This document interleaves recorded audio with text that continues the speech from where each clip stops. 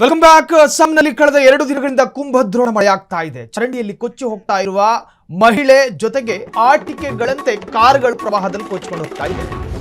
ಅಸ್ಸಾಂನಲ್ಲಿ ಭೀಮ ಗಾತ್ರದ ಮಳೆ ಆಗ್ತಾ ಇದೆ. ಚರಂಡಿಯಲ್ಲಿ ಕೊಚ್ಚಿ ಹೋಗ್ತಾ ಇದೆ.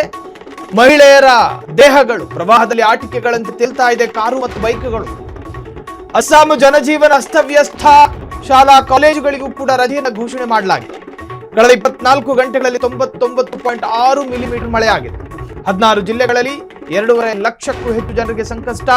ರಸ್ತೆಗಳು ಸಂಪೂರ್ಣ ಜಲಾವೃತ. ವಾಹನ ಸಂಚಾರ ಅಸ್ತವ್ಯಸ್ತ.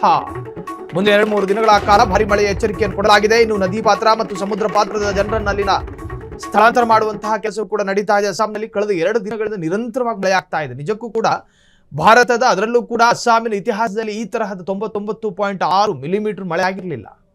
ಆ ಮಳೆ ಎಷ್ಟು ಪ್ರಮಾಣದಲ್ಲಿ ಜನರನ್ನ ಕಾಡ್ತಾ ಇದೆ ಅಂತ ಕೇಳಿದ್ರೆ, ಮಹಿಳೆಯೊಬ್ಬಳ ಒಂಟಿ ದೇಹ ಇದೆಯಲ್ಲ, ಚರಂಡಿಯಲ್ಲಿ ಕೊಚ್ಕೊಂಡು ಹೋಗ್ತಿತ್ತಂತೆ. ಅಂದ್ರೆ ಆ ಮಳೆಯ ತೀವ್ರತೆಯನ್ನು ಹೇಳ್ತಾ ಇದ್ದೀವಿ.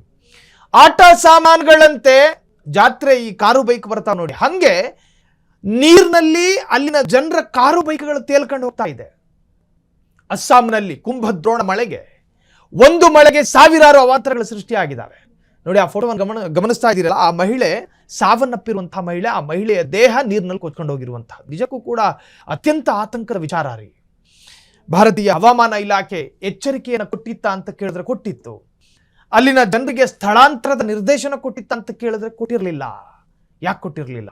ಕುಂಭದ್ರೋಣದ ಭಾರಿ ಮಳೆಯ ಮುಂಜಾಗ್ರತೆಗಳು ಇಲ್ಲಿನ ವೆದರ್ ಡಿಪಾರ್ಟ್ಮೆಂಟ್ಗೆ ಇರಲಿಲ್ವಾ? ನೋಡ್ರಿ, ಈ ಹಿಂದೆಲ್ಲ ಹೇಳ್ಬೋದಾಗಿತ್ತು ಪ್ರಕೃತಿಯ ಹೆಜ್ಜೆಗಳು ನಮಗೆ ಅರ್ಥ ಆಗೋದಿಲ್ಲ ಅಂತ. ಈಗ ಎಲ್ಲವೂ ಬದಲಾಗಿದೆ. ಆಧುನೀಕರಣಗೊಂಡಿರ್ತಕ್ಕಂತಹ ದೇಶದಲ್ಲಿ ಹವಾಮಾನ ಇಲಾಖೆ ಅಲ್ಲಿನ ಜನರ ಜೀವದ ಜೊತೆ ಯಾಕೆ ಈ ತರಹದೊಂದು ನಿರ್ಲಕ್ಷ್ಯ ತೋರ್ತು ಅನ್ನೋ ಅನುಮಾನಗಳು ಕೂಡ ಅಸ್ಸಾಂನ ರಾಜ್ಯಾದ್ಯಂತ ಹುಟ್ಕೊಂಡಿದೆ.